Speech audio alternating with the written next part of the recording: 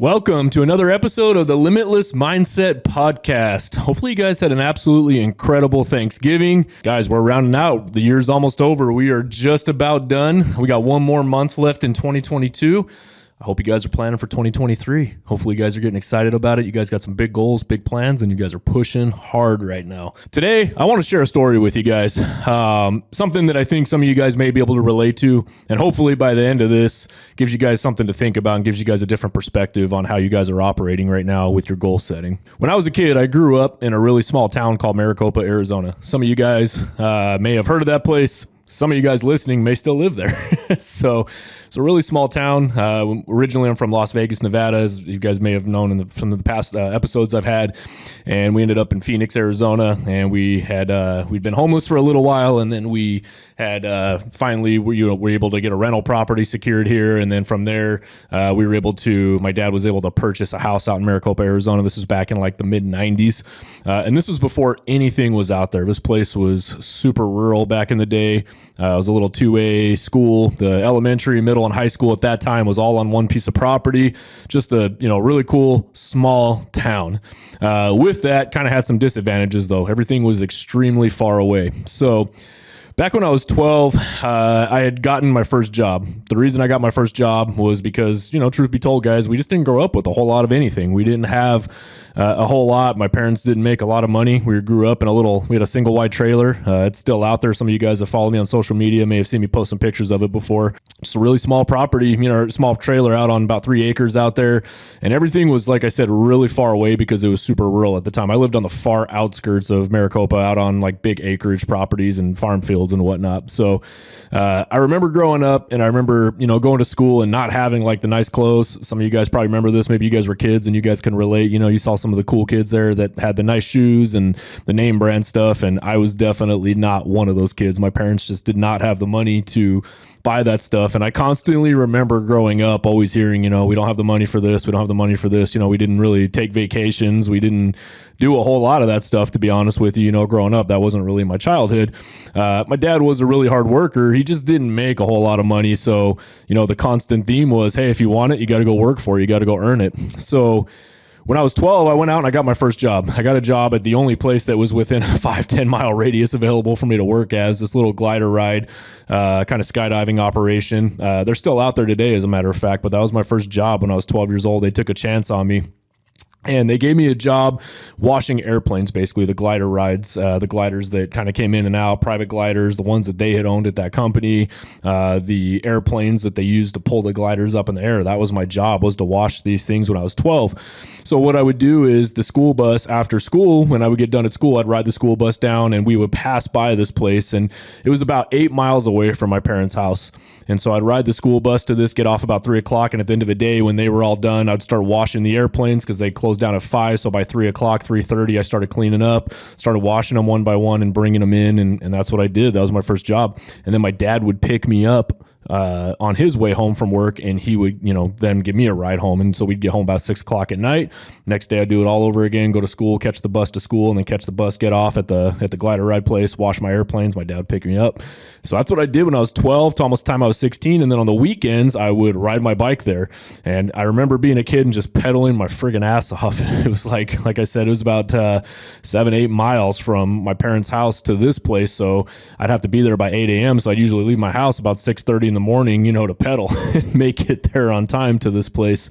So I wasn't late for work. And I remember, one day, it was in the summer of when I was about 12, maybe going into 13, I had just started this job and I was like, man, this pedaling bikes really sucks. It was a long drive. I'd be working all day out in the sun, washing airplanes and stuff, and I have to pedal home in the afternoons. If my dad wasn't able to come get me on the weekends, maybe he was out working jobs. And so I remember my dad's friend had this old dirt bike. It was an old Honda 1986 XR dirt bike that was in the back of his shed, and we were there visiting with him, and he had kind of lived, nearby us at the time. And I remember asking him, I said, man, what are you doing with this dirt bike? It's just sitting, it's dusty, it's sitting back there. And the guy said, well, I don't ride it much anymore. I don't really need it. I don't use it anymore. It still runs. Probably got to put new gas in it. Probably got to rebuild the carburetor. I haven't ridden it in forever. And, I made a deal with him because I needed this dirt bike to get to work. I was tired of riding my freaking bicycle, so I needed a better way to get there. He basically had a job where he was gone in the summertime. I remember he worked like some kind of construction job where he'd go out of town or he'd be gone long hours. And so he made a deal with me. He said, hey, you know what? I'll make a deal on the weekends. If you come by and you feed my dogs in the morning when you're riding to work, and you feed my dogs on the way back, and then during the weekdays on your way home, if you'd stop by, check on my dogs, feed them for 2 months, I'll give you this dirt bike. So I had a deal. I did that for 2 months, and I got the dirt bike. And tell you what, that made my life 100 times easier being able to ride that thing to work now instead of having to pedal my bicycle. But that was the first exchange I had ever had of like a tangible, like you have to work for something that you want and you get it. That was the very first thing I remember I had gotten. So rode the hell out of that bike and blew the motor up on that thing a couple times. I remember having to rebuild that thing. And I remember kind of fast forwarding till I was about 14, 15 years old. I remember being at school one day. It was just rounding into high school there my freshman year. And I remember this kid that had lived out there. He was a couple years older than I was. I think he was a senior in high school at the time. And he had this 92 Toyota pickup on airbags. And for those of you guys that grew up in the 90s, maybe early 2000s, you guys know what I'm talking about. You remember the mini truck scene, the little Toyotas, the Mazdas, the Nissan hardbodies that were on airbags and laying frame. I just thought this was the coolest shit. And I remember being out there one day in the parking lot, and I remember seeing this kid leaving this truck, and I was like, man, that thing's nice. It was cherry red. He had airbags on it. I was like, man, I really want that truck. I didn't quite have my driver's license. And I remember, he'd lived a few miles down the road from me, so I rode my dirt bike over to his house a couple weeks later and kind of knocked on his door and said, hey, do you want to sell this thing, man? I go to school with you. And he's like, well, I'd probably consider selling it for this price. And, he'd already went, I think, bought a new vehicle or was planning on buying a new vehicle at the time. And I think it wasn't even that much money. It was like $2,500 or something like that. So we had struck a deal. And, at that time when I was working my first job, I wasn't spending a lot of my money, and I wasn't making a lot of money either, by the way. My first job, I was getting paid $2 an hour, but where I would make my money was on the tips. If I washed the airplanes for the guys, I did a great job. Maybe I helped push them into their trailers, things like that. That's where I make $5, $10 tips. So that's where I made my money at. But still, guys, it wasn't a lot of money. I remember working the entire summer as a kid, and my entire paycheck for the whole summer was like $350. And 12, 13 years old, that's a lot of money. I thought I was really making it big back then. So I'd saved all my money up for this thing, and we ended up working out a deal. I had this really cool, like nice bicycle I'd saved up and bought, and what I was using to ride to work. And I remember trading him that and some cash and something else. I can't remember what it was, but we'd struck a deal for this Toyota pickup on airbags. And I remember buying this truck, and I remember taking it home. And I still remember the day I brought it to I still live with my parents, and I remember parking it in the driveway of our house. And I remember just looking at this thing. I remember pulling up a chair, and I remember just staring at this truck in disbelief that I had got this thing. It was the coolest thing I'd ever seen. I'd wanted this truck and thought it was just the most badass thing sitting there. And I remember just looking at it and just being like, I can't believe I made this happen. I can't believe I just was able to buy a truck and save up my money. And that right there, guys, was probably the next biggest step for me that I remember going into like my mid-childhood into my teens, was accomplishing that goal for myself. I was really, really excited about it. As the years kind of progressed, my next goal was obviously, as I turned 16, 17, I got this truck, and I was able to get a job and start working and making a little bit more money. I wasn't cutting it to $2 an hour. So I ended up getting a job working out in the melon fields out there, which paid a little bit more money at the time, picking melons, driving forklifts. Shout out to Santa Rosa Cooling if they're still out there. Some of you guys in Maricopa probably remember that place. Worked out there driving forklifts and whatnot after school and on the weekends because they happen to pay more money, especially during seasonal. And then I picked up a job doing construction as well with my dad. Same thing on the days I wasn't working at the melon field or when they were out of season. So as you guys can tell, I just always spent a lot of my time friggin' working, in my early childhood into my teens and whatnot. So my next biggest goal for myself was to get out of that damn trailer and move out of my parents' house. Something I was always ashamed of. I wasn't proud of it at the time. It was really small, especially as it got bigger. My sister got bigger. We grew up. My parents were living there. A little single wide trailer. It was just a tight space for us, So I had these big goals and these big aspirations to get myself out of there. By the time I was 17, I ended up moving out just out of high school. I moved out, was able to go get my own apartment. I was still doing construction at the time. I was doing underground utilities. I was doing dirt work. I was doing all of this stuff basically. And I was able to go get my job. I ended up working construction, and we were doing a lot of jobs up in town. So I was able to get an apartment for a little while, and was staying up there. And then I ended up being able to rent a house for a little while. And by this point, I had a couple kids. And so, I wasn't able to afford a whole lot. I wasn't making a ton of money. I was only making like 16, 17 bucks an hour, but the ability to get out of my parents' house and work myself up to get that. And then the next big goal for myself, I remember, was to just buy my own house. That was the next on the ladder. Like I said, I grew up in a freaking trailer, didn't have much, was staying in a little apartment. And I remember we saved up and saved up and saved up. I had two kids, I was working a job. By this time I got my first sales job and started making okay money. It wasn't great money. I was making around, at the time I bought that place, about 35, 40K a year. And I bought my very first house. It was a foreclosure in Queen Creek, Arizona, out here in the Villages community. The house had just been foreclosed on. This about 08 going in 09 when the market had just fallen. I was about 22 at the time, I think, when I bought that. And the same feeling, guys. I remember buying this house. I remember sitting out in the street and just looking at this house, just staring. I just like in disbelief. I just bought this like amazing 2,500 square foot house, backed up to like a golf course, and it had a 3-car garage with an RV gate. I mean, this thing in my eyes was pretty much a mansion at the time compared to what I grew up in.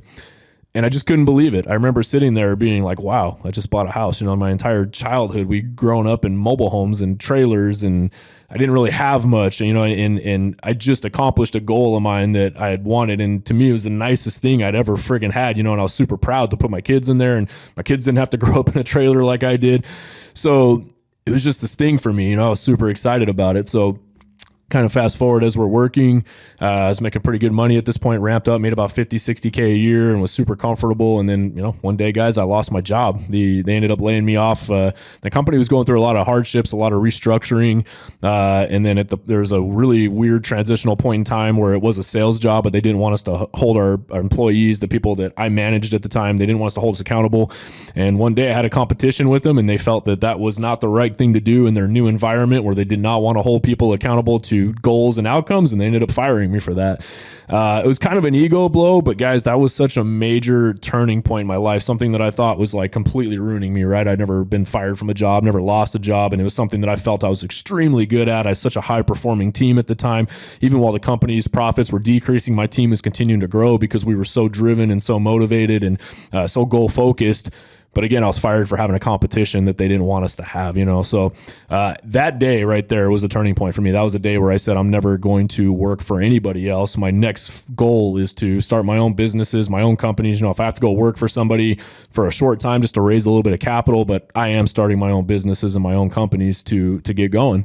So that's what I did. Started my own businesses at that point. I had started a company selling products online, which I still own to this day. And then I'd started a company doing welding and fabrication, which that business I ended up selling and cashing myself out of to one of my partners at the time. But again, guys, just flipping money, raising money, and slowly building my businesses, got my real estate license. Kind of fast forward, guys, as I was telling you guys, I bought my first house in Queen Creek. We ended up keeping that as a rental for a little while. When I met my wife now at the time, she was my girlfriend. We moved into together in Gilbert. But there was this neighborhood that was right across the street from my first house I bought that I used to always drive by. Really nice neighborhood, the nicest houses in Queen Creek, just an absolutely, these were $1 million plus homes. And I remember driving through this neighborhood when I'd first bought my house and just imagining, right? It was hard to get in. It's a gated community. And I remember I'd have to kind of wait for landscapers or somebody to go in and slide in the gate behind them. And I remember being a kid, or not being a kid, but being a young adult, 22, 23, when I just bought my first house and just driving in there and be like, man, it'd be so nice one day to be able to raise my kids in this neighborhood. It felt so out of reach, though. It felt like I was never going to be able to make that happen. I couldn't connect the dots in my mind of how the hell I was going to go for the house I have now at that price to $1 million plus home right in the neighborhood. So I used to just drive by. I used to just manifest. I used to just look at these houses and just kind of dream about what it would be like to live in there, Kind of fast forward, I'd flipped a couple houses at that time, started making pretty decent money. My businesses took off, and I was finally put in a position where I was able to buy a home in that neighborhood. And the same thing, guys, like I bought this house and I walked out. It's in a cul-de-sac. And I remember in the middle of my I still remember the day I bought this house. In the middle of the cul-de-sac, we have a little roundabout there with the tree in it. And I just sat on this little roundabout, this ledge, and just looked at my house. I mean, I probably sat out there for about an hour just staring at this thing, like in disbelief that I had just made this happen for myself. It's something I'd wanted since my early 20s. This was the neighborhood. This was the goal. And I achieved it. It was the craziest thing, but it felt extremely fulfilling, and then I'm going to share one more with you guys too. And that was the fact that you guys have heard me talk about, if you guys have been following me for a while, I had as a kid, I was always a Lambo guy. I love Lamborghinis, again, growing up in a manufactured home trailer, it's just these things seem so far out of reach to you, but you keep them as goals. It's that one day dream, right? I had the Countach poster on my wall that, had the white Lamborghini, the little scissor doors, the early 90s with the checkered floor and the blue background, super popular poster. Some of you guys may remember that thing. I think I bought it at like a book fair at my school at the time. And I made it a goal. I said, man, I really, what really drove me to that was I remember getting my truck washed. And this is where the turning point for me was that made me really decide to push for it. Was I was getting my truck washed one day, over off like Val Vista in Williamsville. There's a car wash over there. And I had my old pickup as a 2005 Chevy at the time. And I remember I was driving it through this car wash and was sitting there waiting. And here comes a Lamborghini through this friggin' car wash, which just absolutely blew my mind because this wasn't even like a nice hand wash detail. This was literally one of those places where you just drive your car through and it's got the spinny brushes on, the shit that's not good for your paint. And this kid was just driving this Lambo through this place. And I remember it pulls up and the doors pop up and I'm like, man, look at that freaking car. That's amazing. It's probably one of the first times I think I even saw one in person, to be honest with you guys, And I remember walking over to this guy and it's like, man, that damn thing's beautiful. Like, how much did that car cost you? And he told me it was like $300 and something thousand. And like my mind just broke at that point, guys. Like I call that, when I say break your brain, right? This was the time that my brain broke. This was such a turning point for me. Because I was talking to him about it, and he's like, "Well, actually, I got two. I got one that's was my first one that I bought in a few years back, and that was a Gallardo, which was the model right before the Huracan, the one that he had." And I'm thinking to myself, I'm like, "Man, this kid's not much older than I am." So, and he's got two Lamborghinis, and I'm doing the math in my head. I'm like, "All right, I'm making 60, 70K a year. What the hell?" You know what I mean? If I'm doing the math on it, it's going to take me 5, 6, 7 years to be even able to ever save up for this friggin' car. And that's not paying my mortgage. That's not feeding my kids. That's not doing anything. That's just straight paychecks. And guys, it broke my friggin' brain. It made me think about things so different because I was like, man, there's people out here doing this. There's young guys out here doing this. It's possible. There's got to be a better way to live. If these guys are living this way and they're making this kind of money, why am I not doing this? Why am I playing so small? That was the turning point for me right there, guys. That point in time just broke my brain to be like, okay, there's more than this. It's okay to push. You can go friggin' harder. You can figure this out.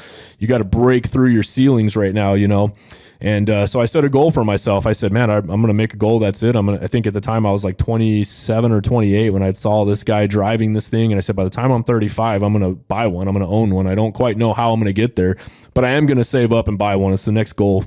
And so, yeah, guys, I saved up. And by the end of 2020, I was 34 at the time, I think. I wasn't quite 35. I'd saved up enough money to pay cash. And that was the promise I made to myself, that if I bought something like that, it was going to be cash.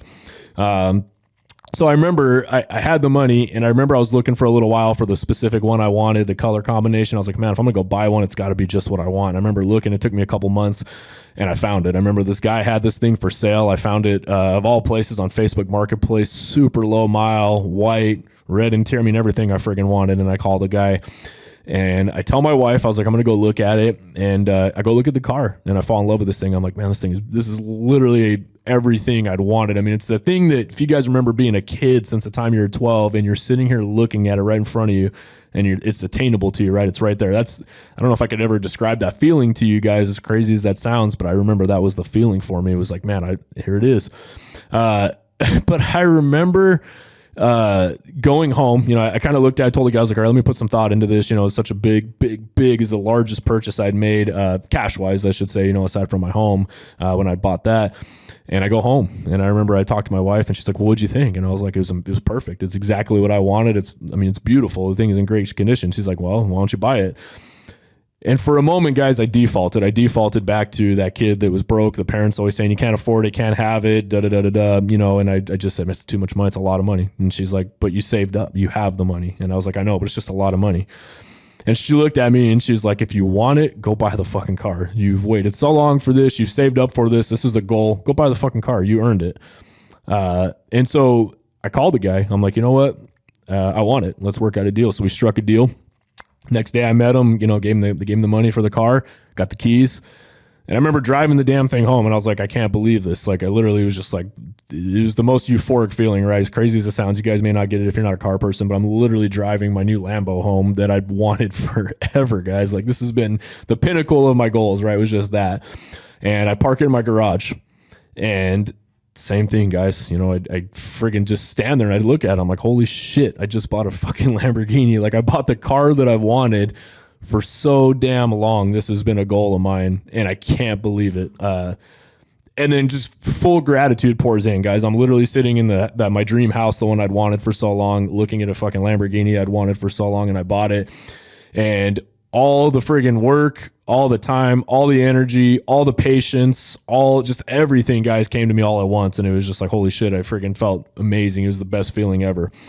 And so, guys, the reason I share this story with you guys is because, number one, I think right now we're in this really weird time where people are going around and saying, you shouldn't want things, you shouldn't push for these. It's not about the materialistic items. And I just want to share that I'm proof that sometimes the materialistic stuff does work as long as you're not attached to it. Your identity is not attached to it. It is okay to use these things as goals. I look at all of these past stories that I just shared with you guys, these points in my life that I remember, these points in my life that feel really good. For example, the time I was like sitting there looking at my Lamborghini felt just as special as the time I bought my very first 92 Toyota pickup, my first car, just the overwhelming sense of pride and the ability that I was able to achieve a goal of mine, right? It was that fulfillment inside of checking off that box. If you guys kind of imagine, it's like a ladder. And this is the way I would like you guys to start looking at some of your guys' goals as you guys push yourself and you challenge. Imagine your life as a ladder. And each goal you guys set for yourself is a rung on the ladder. Obviously, your ultimate goal at the very top, you're not going to be able to go from the bottom rung to the very top rung at once. You just may never make it and you'll give up, right? That's going to be a broken ladder for you. But imagine if you guys have these goals at the top of your ladder that you want for yourself. Just close your eyes, dream whatever that is. You guys right now may even be coming to mind like, yep, that's my goal. I want that. It may not even be materialistic, guys, by the way. I know some of you guys are not car people. You're not house people. You're not any of that. Maybe you guys like vacations. Maybe you guys like to just buy your time back. Maybe right now you guys are making 80 grand a year and you say, listen, I'm fine making 80 grand a year. I just want to do it in 1 month instead of it taking me 12 months to make that so I could have the 11 months off the rest of a year to do what I want, right? Whatever those goals are, it's okay, guys. But what I want you to do is start looking at these goals as rungs on the ladder and working your way up, right? I worked my way up and got that first dirt bike I was so proud of. Then I got that first pickup I was so proud of. I got my house I was so proud of. I ended up getting my dream house I was proud of. I was able to get the Lambo I was proud of. Like these things, guys, these things that people in society today are telling you shouldn't care about, shouldn't have. These things were such pivotal moments in my life that drove me and continue to drive me. They're checkpoints, they're benchmarks. See, here's the cool thing, guys. All of these things, all of these toys that were so important to me at one point were like my goals. I've since sold them all. I don't keep these things. These possessions do not bind me to my identity. They're not who I am. They're just simple checkpoints along the way. They're a simple rung on the ladder for me as I work my way up throughout life. So ultimately, the very tippy top, I'm giving myself little tastes of success along the way. I would recommend to you guys right now, you guys start dreaming big and you guys start going after some of these goals. You guys start climbing these rungs of your guys' ladder one by one, If you guys have a certain neighborhood you guys want to live in, guys, take the time to go drive through that neighborhood. Yeah, you may not be able to afford a house in there right now, but drive through and just daydream. Feel what it feels like. Go experience that, right? If you guys have a certain car that you guys are absolutely in love in, maybe it's financially out of your guys' benefit right now or, ability to afford. That's okay, guys. Go look at that car. Go to the dealership. Just go be around it. Go sit in it. If you have the opportunity, maybe take a test drive. If you know somebody that has one, ask if they can give you a ride in that. Whatever it is, guys, if it's a certain vacation spot or a country club, you guys go, just go drive by the area. Just imagine yourself being in the vicinity of it. Start putting yourself in these positions and start picturing what that next rung on your guys' ladder looks like so that you guys can continue to progress and climb along the way. Because that's the thing, guys. If you guys go through life in a very mute state and you guys are not pushing yourselves and you guys are letting society tell you how to live your life, if you guys are, if your goal is, hey, I want a car, and then you got society as a whole, or your family, your friends, all that's stupid. Why would you ever want some material item like that? You guys are severely holding yourselves back. Again, I'm somebody that's proof that this has worked very well throughout my life. again, guys, I want to stress the importance of this, that these things, these material items, though, are not possessing you, because ultimately on the other side of that, if your whole identity is tied around a material item, you're going to always feel empty, because once you have that material item, guys, it's going to feel empty inside. You've achieved it. You've got it. Now what do you have? What do you have to look forward to? You know what I mean? It's just an item, guys. But that's absolutely okay to enjoy that while you have it and strive for it, right? It's okay to start out in a fucking trailer and end up in a, a multi-million-dollar home. It's okay, guys. It's okay to work your way through that. I didn't end up from a trailer to a multi-million-dollar home either, by the way. I ended up with a trailer to my, girlfriend, now wife at the time, house. We were able to flip that, do a bunch of improvements, yard work, clean it up, flip it, sell it. My first property I bought, it was a shithole, and we lived in it. It had linoleum friggin' floors in it, had ugly paint. Again, you guys, I'm telling you, this was a foreclosure. It was a bare bones. Some of the shit was left. The guy took the toilet out of one of them, and I was able to buy this with a low down, FHA loan at the time. It was an ugly fixer-upper. As I lived in it, I put new tile in it. I painted it. I added landscaping to the front. I added grass to the back, sprinkler systems. I did all the elbow grease to this property, made it up, sold it, flipped that thing for $100K. My wife and I ended up buying another property that was the ugliest damn house in the friggin' neighborhood, that was just hideous. But I knew if we fixed it up and made it nice, it was going to be one of the nicest properties in the neighborhood. So guess what? We bought it, lived it, drug through the friggin' trenches. We sold our really nice house and then bought this really ugly house that was a lot bigger but needed work and elbow grease. But I knew there was room to improve that. We painted it, new flooring, new kitchen, carpet. As we lived in it, we did these things, added a pool, and guess what, guys? We sold that property, made over $300,000 profit on that one, and then kept rolling that equity till eventually we reached the top rung on our ladder with the home and got what we wanted, right? But it was those material things, guys, that drove me along the way. And if this message resonates, I want you guys to understand the importance of having these goals that are slow little progress points for you guys, but they get you from point A to point Z, right? You guys have to have these checkpoints in between. You guys have to have these milestones for yourself to experience. You may be driving a friggin' Honda Accord right now, and your goal one day is to own a Ferrari 488, right? You're probably not going to go from a Honda Accord to Ferrari 488, but what you can do is buy a Honda Accord to maybe a GTR, right? A 60-80K car, but you can maybe afford. It's going to be a little bit of a stretch, and then once you're in the GTR, your life changes a little bit. Now you've experienced it. Now your confidence level goes up a little bit higher. Now okay, well, I was able to obtain this. I know I could afford it. And the biggest thing, guys, in all of this is once you obtain these goals, what once was your guys' ceiling, the thing that was the ultimate, like that's the next level, that's my ceiling. Once you get to that ceiling, once you buy that thing, whether it's that house, that car, that goal, whatever that is for you guys, that now becomes your floor, because once you own it, once you've acquired it, once you've experienced it, now the confidence in yourself and the belief goes up a little bit higher. Well, I bought this. I did it. I achieved it. Okay, what's next, right? Now you're breaking through barriers one by one, and before you know it, you end up getting from that Honda Accord to that Ferrari, the Honda Accord to that Lambo, whatever that is for you guys, right? Whatever that looks like to you guys have to experience it in pieces along the way, and you have to enjoy it, and you have to set these goals for yourself. Hopefully this was helpful for you guys. I wanted to share this story because I feel that it's important, that not a lot of people can clearly define and see the path along the way. They expect where they're at right now to end up exactly where they're going in a short time. And guys, it's okay to take those checkpoints. It's okay to climb those rungs of the ladder along the way. And it's okay to set those goals, even if they are material items or things that push you guys, because those material items or things can be used as checkpoints for you guys, little check boxes, little benchmarks along the way. As always, guys, I hope you have an absolutely incredible week this week. Hopefully you guys get out there and you guys crush it.